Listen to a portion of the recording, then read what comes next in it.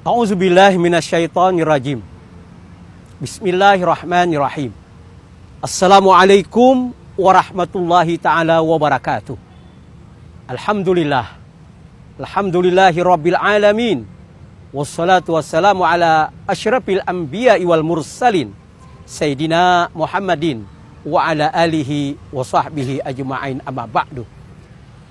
Pemirsa TV Tabalong dimanapun Anda berada, masyarakat Bumi Sarabakawa yang saya cintai. Kita berada di bulan Ramadan, bulan rahmat, bulan maghfirah, dan bulan terlepasnya kita dari api neraka. 3 komponen yang insya Allah menjadi baik bagi kita semua. Harus istiqomah kita menjalaninya agar semua akan menjadi kebahagiaan kita nantinya. Saudaraku semuanya, kita akan membicarakan masalah maghfirah, ampunan Allah. Allah itu Ghafurur Rahim, Maha Pengampun, Maha Penyayang. Meskipun dosa kita sebesar gunung, setinggi langit, seluas lautan, bahkan bumi ini tidak ada lagi tempat untuk kebaikan kecuali mungkin dosa-dosa kita. Asal saja jangan mensyirikatkan Allah, maka dosa kita akan termaafkan dan akan terampuni.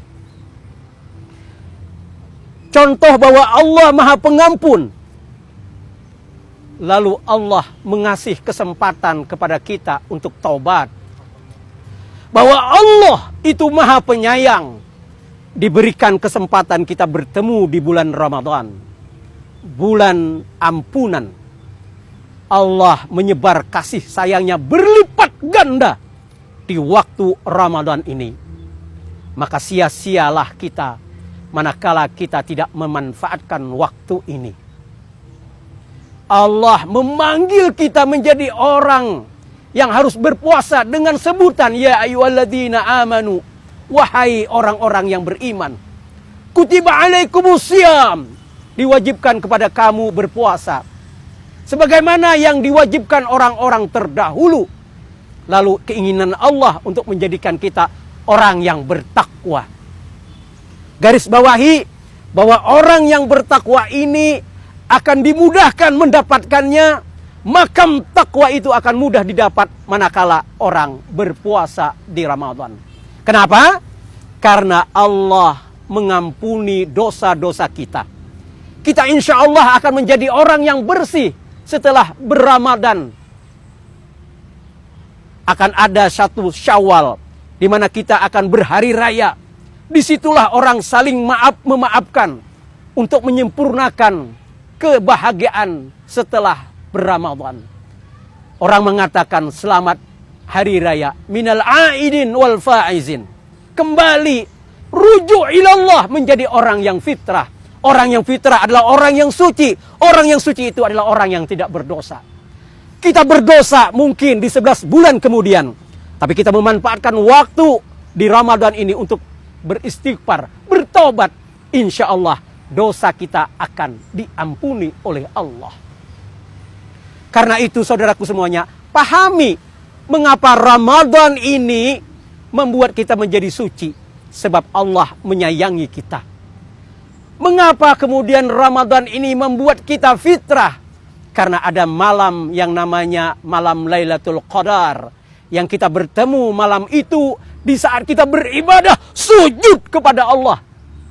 Kemudian Allah akan melipat gandakan umur kita dalam masa-masa yang insya Allah ke depannya lebih baik. Karena kualitas ibadah kita lebih baik.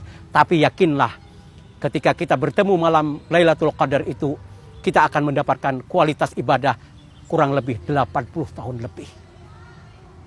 Karena itu ingat di dalam surah At-Tahrim Allah berfirman, ya ayyuhalladzina amanu tubu ilallah taubatan nasuha.